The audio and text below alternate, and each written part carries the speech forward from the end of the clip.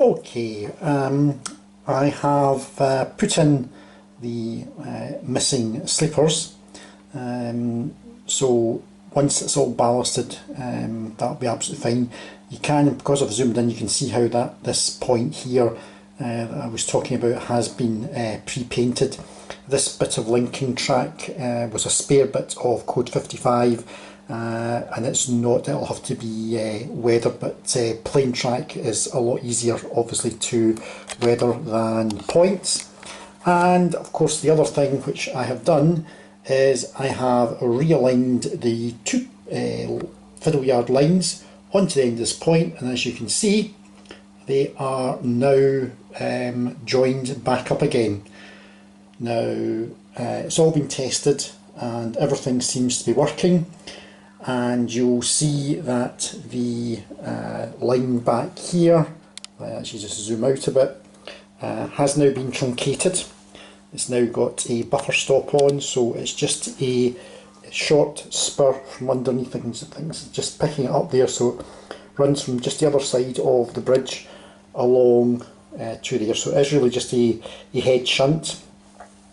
I've removed part of the retaining wall here. I'm actually thinking that in this space that I've now generated, that's probably actually big enough now to sit a signal box in, which would be controlling this junction here, as well as probably the junction under there.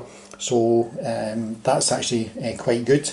Only thing I've got to do now is on the actual control panel, I need to slightly rearrange the track layout. I've actually already done that, and that's fine. The one thing that, or minor problem I did run into, was that this line here is actually currently dead, and that's because there is a cut in this track here, because this track used to be able to be isolated. And when I actually removed the not the point work, what's the word I'm looking for?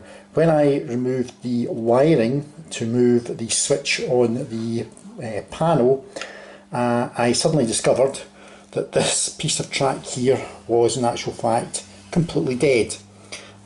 So a wee bit of diagnostic work resolved that, in that I actually had to hardwire the wiring underneath to give the power back into, it was actually this outer line that was actually dead, because this outer line replicated this track here, and this was the track that the isolated section in. So what we've done is we've effectively removed the isolation section from here, which is transferred over to here, but we've not reinstated it here, because it is a very, very short piece of track that you're seeing here. And for this bit of track here, obviously this bit of track is totally dead at the moment. All that is required is a connection to the end of the track here, and obviously the on-off isolation switch will be repositioned on the control panel. So all in all, progress has been pretty good. So from a, if you like, physical point of view, the actual redesign is in actual fact complete. It's taken me probably about a week to do. Obviously I have to fit it in with work and all the various other bits and pieces, so it's been roughly about a week's worth of work. And all that's required now is to install the point motor down here. I have the point motor, it's not installed yet, and then take that point motor, take the leads for that back to the control panel, and similarly reinstate the power onto the siding. So I can now go ahead and weather this small section of track here, and think about probably actually starting to reballast. But the result is that we now just have two entrances into the fiddle yard this side. So from this one point here, you are now able to access 7 different tracks. That'll be the 2 tracks there, and then the 1, 2, 3, 4, 5 tracks that we see sitting underneath the covering there that I have to keep the dust off. So 7 tracks can be accessed now from this one point. There's no difference over the side here. The one entrance there feeds off or feeds into 1, 2, 3, 4 tracks. So before, what we had was one entrance feeding 4 tracks, one entrance feeding 2 tracks, and a third entrance feeding 5 tracks. And what we now have is one feeding 7 tracks and one feeding 4 tracks. And as I said, at the other end of the fiddle yard, they all actually feed into the double slip. So all in all, quite pleased with that minor rebuild, and it will probably make it slightly easier in terms of trying to devise the scenery for this side of the layout. That's all for now. Another update soon. Cheers, thanks for that. Thing of the track right the way around. So as you can see, all the tracks right up to the baseboard join are all complete. They are all ballasted. The track itself has all been done with been weathered. The ballast itself still has, once it's totally dry, there'll be a wee bit more weathering done to the ballast.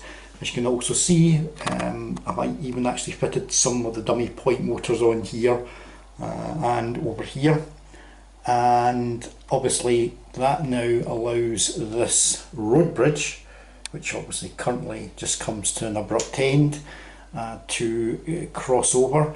Now you'll see the area here that's painted in green.